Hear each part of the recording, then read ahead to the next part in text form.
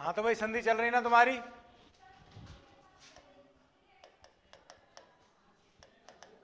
संधि में स्वर संधि पढ़ चुके, व्यंजन संधि पढ़ चुके, आज पढ़ेंगे विसर्ग संधि।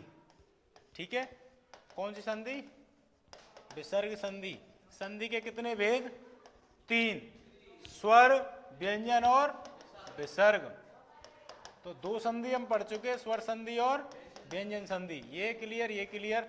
आज पढ़ेंगे विसर्ग संधि। ठीक है, विसर्ग संधि मतलब या कि देखो एक पहचान है, यदि विसर्ग के बाद स्वर वर्ण आए या फिर विसर्ग के बाद व्यंजन वर्ण आए और उनके परस्पर मेल से जो विकार उत्पन्न होता है उसे कहते हैं हम विसर्ग संधि। ठीक है, तो लिखो परिभाषा।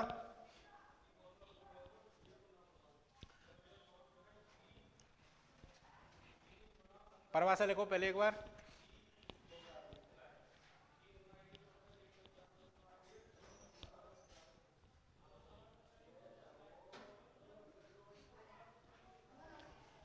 विसर्ग तथा स्वर, विसर्ग तथा स्वर या व्यंजन के परस्पर मेल से जो विकार उत्पन्न होता है उसे विसर्ग संधि कहते हैं। विसर्ग तथा स्वर यानी प्रथम पद के अंत में आए विसर्ग और दूसरे पद के प्रारंभ में स्वर, ऐसे ही प्रथम पद के अंत में विसर्ग और दूसरे पद के प्रारंभ में व्यंजन वर्ण आए, उनके परस्पर मेल से जो विकार, विकार मतलब परिवर्तन, जो विकार उत्पन्न होता है उसे क्या कहते हैं? विसर्ग संधि। ठीक है, एक पहचान और है विसर्ग संधि की।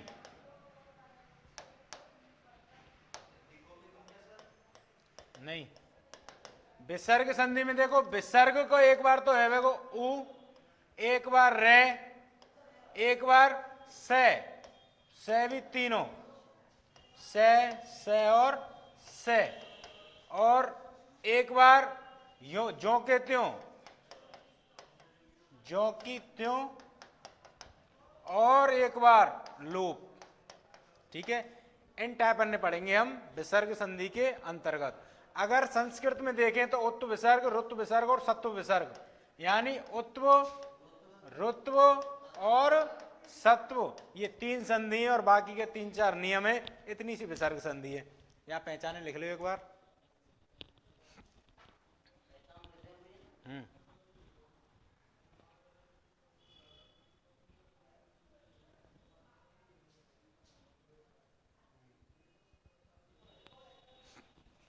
3 ना है, ऊ है, ध्यान रखिए, छोटा ऊ है ना, हलंत लगा लियो तीनों से इन पे।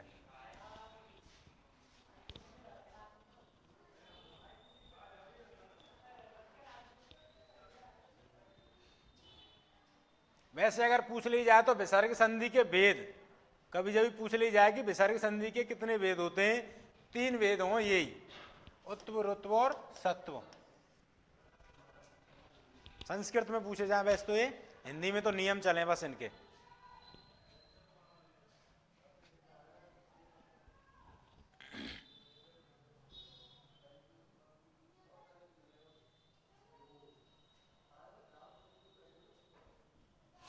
ठीक है, लिख ली पहचान। नियम नंबर 1, नियम नंबर 1, यदि प्रथम पद के अंत में ए या आ आए, उसके बाद विसर्ग तथा दूसरे पद के प्रारंभ में किसी वर्ग का तीसरा, चौथा, पांचवा वर्ण या फिर यह, र, ल, व है, इनमें से कोई एक वर्ण आए तो विसर्ग का उ, तो विसर्ग का उ, तो ए प्लस उ बराबर ओ हो जाएगा। परिभाषा लिखना चाहे परिभाषा लिख लो, डायरेक्ट पहचान लिखना चाहे तो पहचान लिख लो।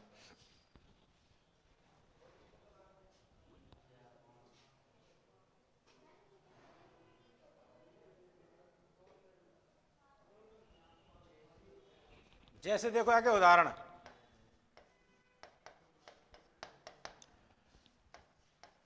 मनेह प्लस जे। देखो प्रथम पद के अंत में ए, बा के बाद विसर्ग, और दूसरे पद के प्रारंभ में किसी वर्ग का तीसरा चौथा पांचवा या फिर ये लेवे है, इनमें से एक वर्ण, यानी कि कौन सा वर्ण है, च छ जय, च वर्ग को तीसरो वर्ण, च वर्ग को तीसरो वर्ण, तो क्या होगा, विसर्ग का मतलब ऊ में, ऊ तो पहले का है ए प्लस ऊ क्या हो जाएगा ओ, शब्द क्या बनेगा, मनोज।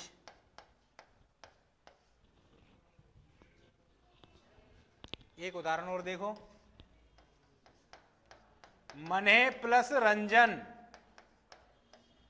मने प्लस रंजन, ए के बाद विसर्ग, बाद में कहा है रे, ठीक है, तो ए विसर्ग को ऊ दोनों मिलके क्या आएंगे ओ, शब्द क्या बनेगा, मनोरंजन।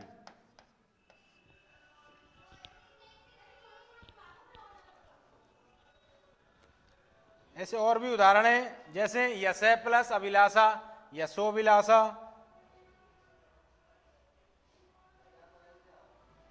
मने प्लस विज्ञान क्या बनेगा, मनोविज्ञान।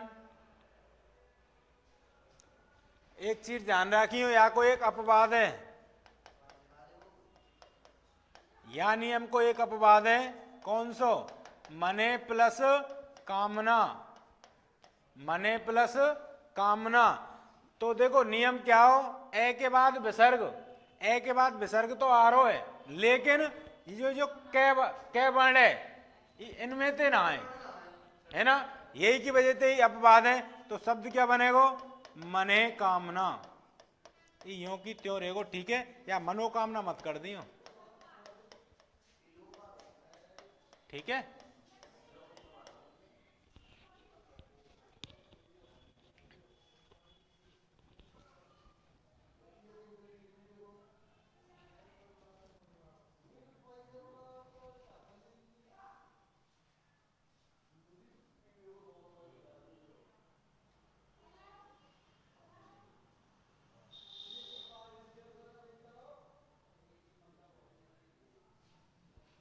ठीक है, समझ गया नहीं हमें, यानी प्रथम पद के अंत में ए या आ, उसके बाद विसर्ग, दूसरे पद के प्रारंभ में किसी वर्ग का तीसरा चौथा पांचवा वर्ण या फिर ये लेवे है, इनमें से कोई एक वर्ण आए तो विसर्ग का उ, और उ से पहले का है ए प्लस उ बराबर ओ, कौन सी संधि है, गुण संधि हो जाएगी, ठीक है। नियम नंबर 2, नियम नंबर 2, देखो अभी तो क्या हो, ए या आ के बाद विसर्ग, ठीक है, अब ए या आ को छोड़कर, ए या आ को छोड़कर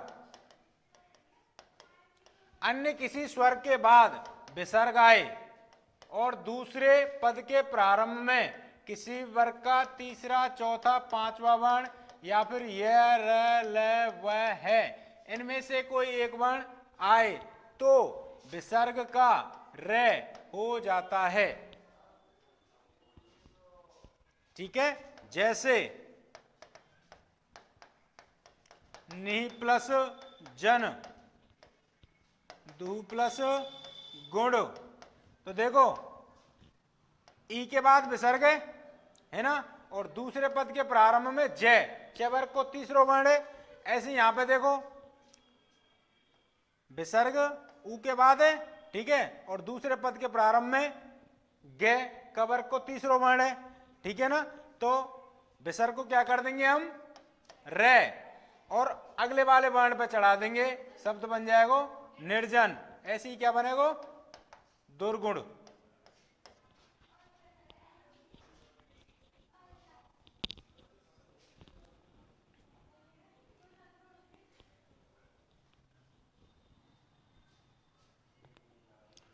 और अगर स्वर आ जाए तो स्वर की मात्रा में जुड़ जाएगी रे के साथ, ठीक है। कैसे,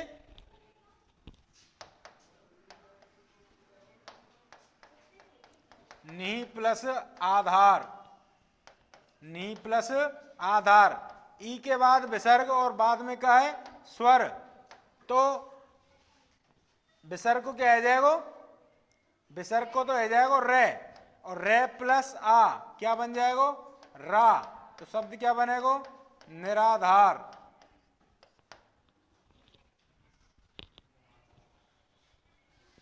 ठीक है, ऐसे नी प्लस उत्तर निरुत्तर, नी प्लस उत्साह निरुत्साह, आयु प्लस वेद आयुर्वेद, धनु प्लस धर धनुर्धर,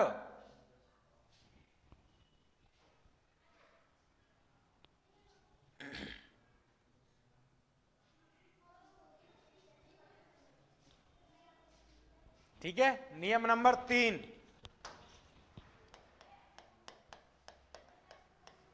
नियम 3 लिखो परिभाषा आगे।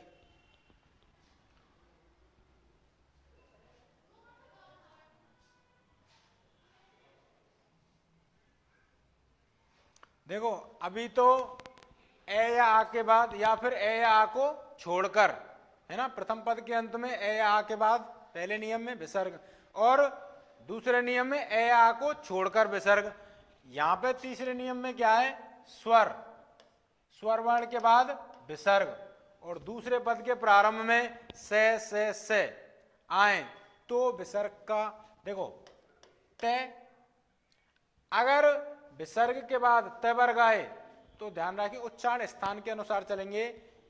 ईच नाम तालु, ठीक है, ऋतुषाणाम मूर्धा, और एक और है लिरी तुलसा नाम दंता, तो उनके अनुसार परिवर्तित होंगे, है ना, उच्चारण स्थान के अनुसार। तो पहचान लिखो स्वर, स्वर के बाद विसर्ग, और दूसरे पद के प्रारंभ में यदि तय थे, यदि तय थे से, तय थे से, कौन सा सूत्र है लिरी तुलसा नाम दंता, तो विसर्ग को क्या है वेगो दंत से, ठीक है। और यदि विसर्ग के बाद च छ,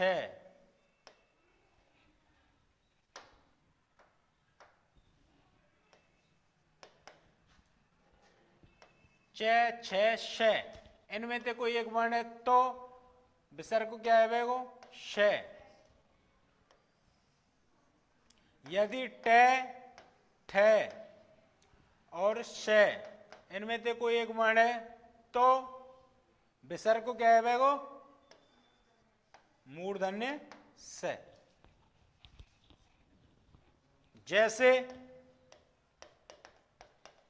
देखो नमहे प्लस ते, नमहे प्लस ते शब्द क्या बनेगो, देखो दूसरे पद के प्रारंभ में का है तय, कायम बदलेगो तय से में, तो शब्द क्या बनेगो नमस्ते।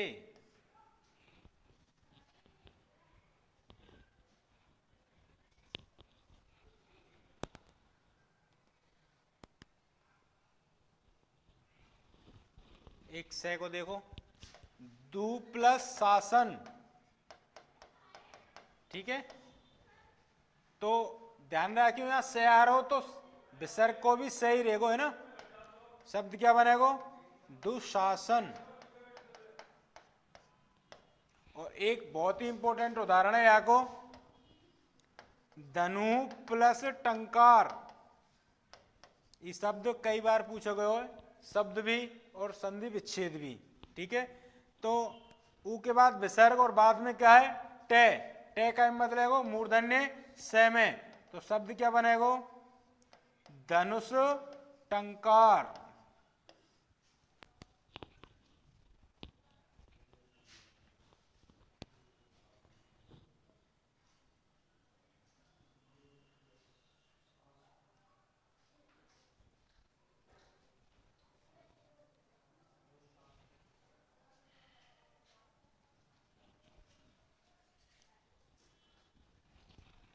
देखो एक उदाहरण और देखो निहि प्लस संदेह।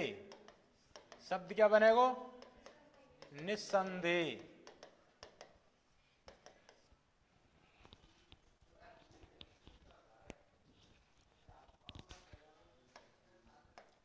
पुनः प्लस चेतना। शब्द क्या बनेगा? शब्द क्या बनेगा? पुनश्चेतना।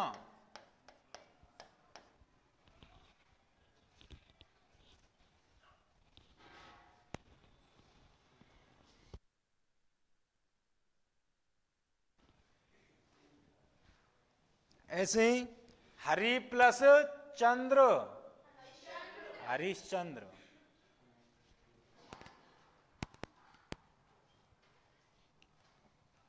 ठीक है, ये तो है कि तुम्हारी 3 संधि उत्व, रुत्व और सत्व। बाकी बात 3-4 नियम और हैं संधि के, विसर्ग संधि के ही। अधिकतर तो यहीं से पूछ ले जाए।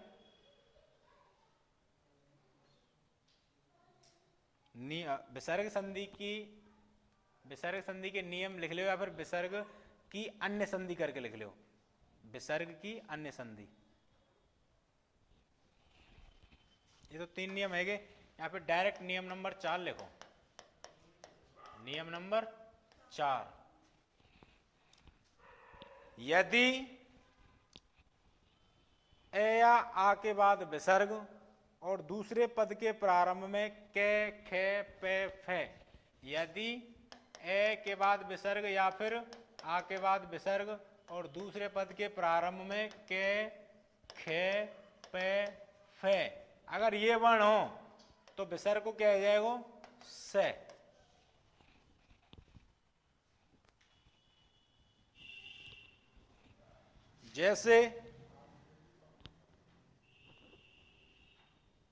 जैसे देखो तुम का, मैंने कल एक उदाहरण लिखाया हो, पुरह प्लस कार।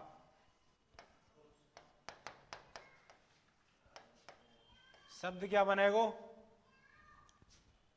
शब्द क्या बनेगा? देखो विसर्ग के बाद का है के, ठीक है, तो विसर्ग को क्या हो जाएगा? दंत से।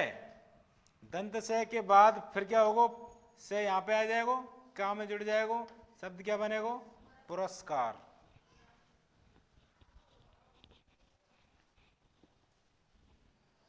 एक और लिख लो, नमहे प्लस कार। नमहे प्लस कार क्या बनेगा? नमस्कार। भा प्लस कर, भा प्लस कर, शब्द क्या बनेगा? भास्कर। बृह प्लस पति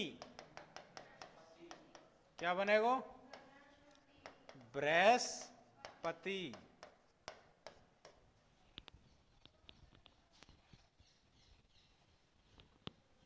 त्रय प्लस कार, तिरस्कार। पुरय प्लस कृत, पुरस्कृत।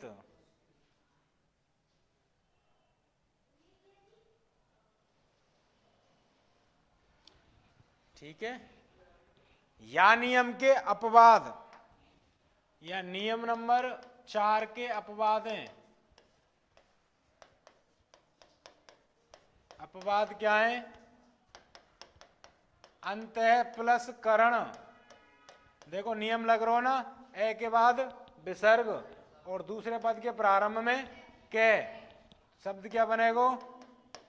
अंतस्करण नहीं, ये शब्द यों की त्यों, अंतःकरण।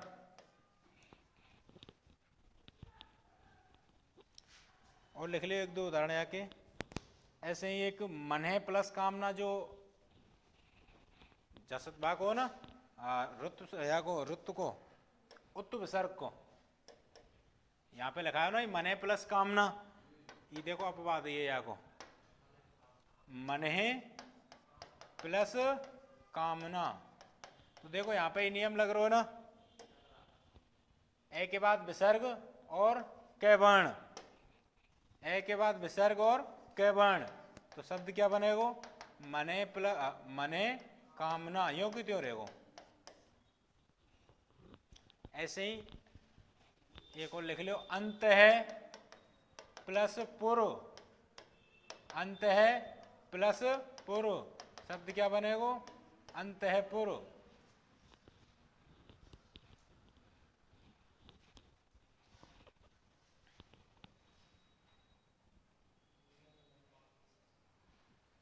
नियम नंबर 2,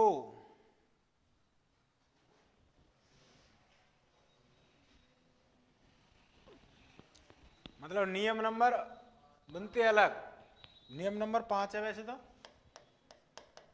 नियम नंबर 5 देखो, अभी तो हमने पढ़ो ए या आ के बाद विसर्ग, ठीक है।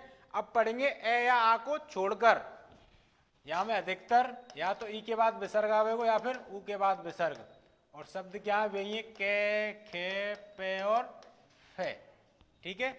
आए तो विसर्ग का मूर्धन्य से हो जाता है, जैसे जैसे देखो, निहि प्लस पाप, निहि प्लस पाप, विसर्ग को क्या आ जाएगा?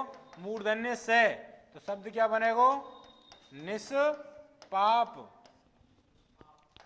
दुहु प्लस कर्म, विसर्ग को क्या आ जाएगा? मूर्धन्य से, शब्द क्या बनेगा? दुष्कर्म।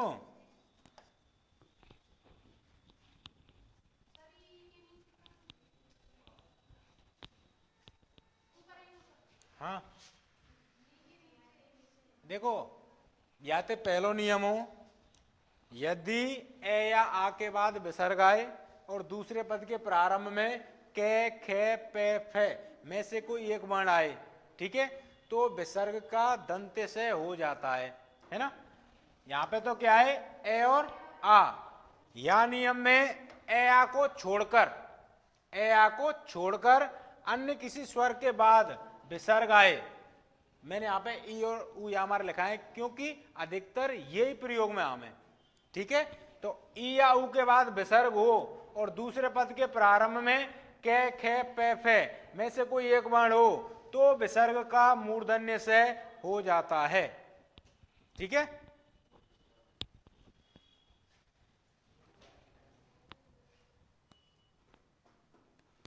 और लिख लिया कि उदाहरण जो बहुत ज्यादा पूछो जाए, आविही प्लस कार, आविही प्लस कार, शब्द क्या बनेगा? आविष्कार ना है, वो आविष्कार है सही शब्द, ठीक है।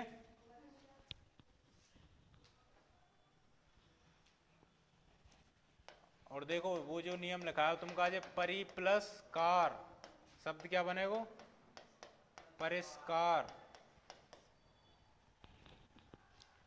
पर एक चीज ध्यान रखियो, यहां पे मैंने ही लिखा तो दियो पर ही गलत है। क्यों गलत है? क्योंकि परि उपसर्ग के बाद क्री धातु से निर्मित वो व्यंजन संधि को उदाहरण है। यहाँ पे ही परि नहीं आना चाहिए, ये परि आवेगा ओनली ऐसे, ठीक है। ये व्यंजन संधि है, या मत लिखियो। हाँ ठीक है। एक और लिख लो उदाहरण, नी प्लस फल निष्फल, दुहु प्लस परिणाम दुष्परिणाम। और या कोई एक अपवाद है, या नियम को एक अपवाद है, दुहु प्लस खे, शब्द क्या बनेगा? दुख।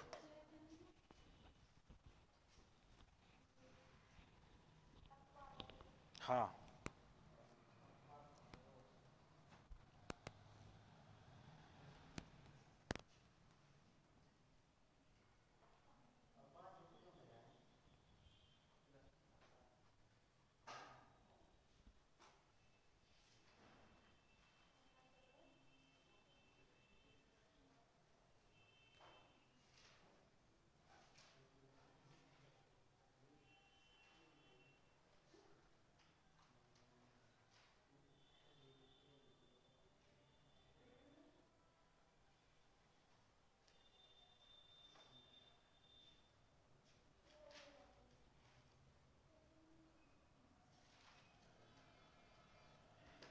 लिख लियो नियम।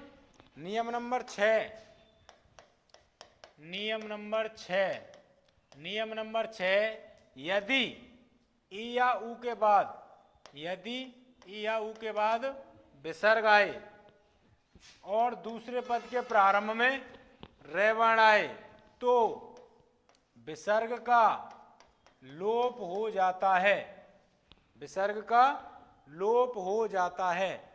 जैसे, और एक चीज और ध्यान रखिए, जो ये ई और ऊ है ना, ये हो जाएंगे दीर्घ, ठीक है। नी प्लस रस, शब्द क्या बनेगा? नीरस। नी प्लस रव, शब्द क्या बनेगा? नीरव। और नी प्लस रोग, शब्द क्या बनेगा? नीरोग। और या कोई एक भी देखो, एक अपवादी और या को नी प्लस रज, शब्द क्या बनेगा? नीरज। बहुत से कहते ना नीरज शब्द में संधि ना है, संधि तो अते, पर ये जो नीरज शब्द है, नीरज शब्द है, ये कमल को पर्यायवाची है, या की वजह से मूल शब्द मान लें, ठीक है। यही की वजह से हम संधि ना माने, ठीक है। अगर हम संधि करना चाहें तो ये संधि ऐसे है सके।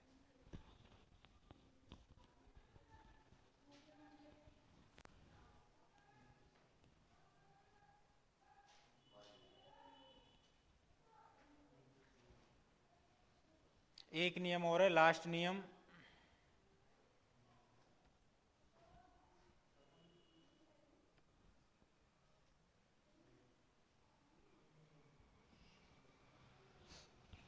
लिख लियो ही, नियम नंबर 7, नियम नंबर 7 है, यदि प्रथम पद के अंत में ए या आ, इसके बाद विसर्ग और दूसरे पद के प्रारंभ में ए नहीं, ठीक है।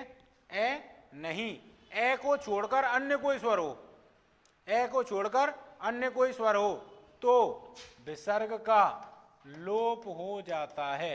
जैसे, जैसे अतः प्लस एव, ठीक है। शब्द क्या बनेगा? अतएव।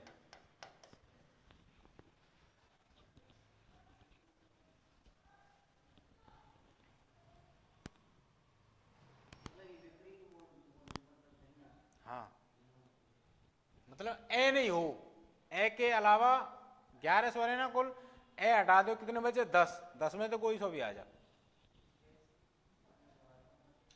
जैसे प्रथम पद के अंत में ए आ, तो यहाँ पे ए आयो ना, ए के बाद विसर्ग आयो है, और दूसरे पद के प्रारंभ में ए नहीं, तो ये ए थोड़ी है, ये क्या है? ए। तो विसर्गों को है को लोप और शब्द आएगा यूं की त्यों। ऐसे तत् प्लस एव, शब्द क्या बनेगा? तथैव। ये संस्कृत के शब्द हैं वैसे तो। अंत में कहां पे? तो फिर ई नियम ना लगेगा।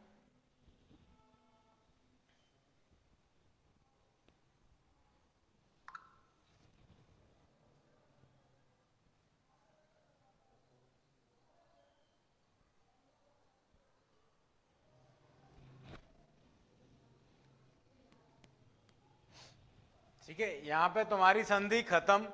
कुछ हिंदी भाषा की संधि और है, हिंदी भाषा की संधि, ठीक है। ये 5-4 शब्द हैं, इन शब्द ने लिखा रहा हूं मैं, तुम काजे इंपोर्टेंट है। अन्य संधियां ऐसे करके लिख लियो, या के डायरेक्ट उदाहरण लिखने तुम्हें। यहां प्लस ही, शब्द क्या बनेगा? यहीं। यहां प्लस ही, यहीं। वहां प्लस ही, वहीं। जिस प्लस ही, वहां प्लस ही, वहीं। जिस प्लस ही, जिसी,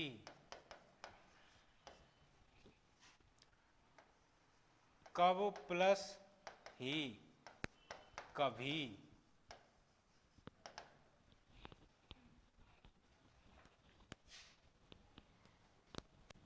तब प्लस ही, तभी, सब प्लस ही, सभी।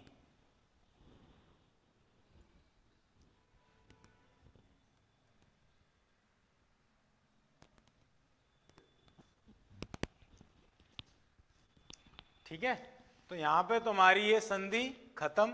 कल नए टॉपिक पढ़ेंगे, ठीक है, या तो उपसर्ग प्रत्यय या फिर समास। ठीक है।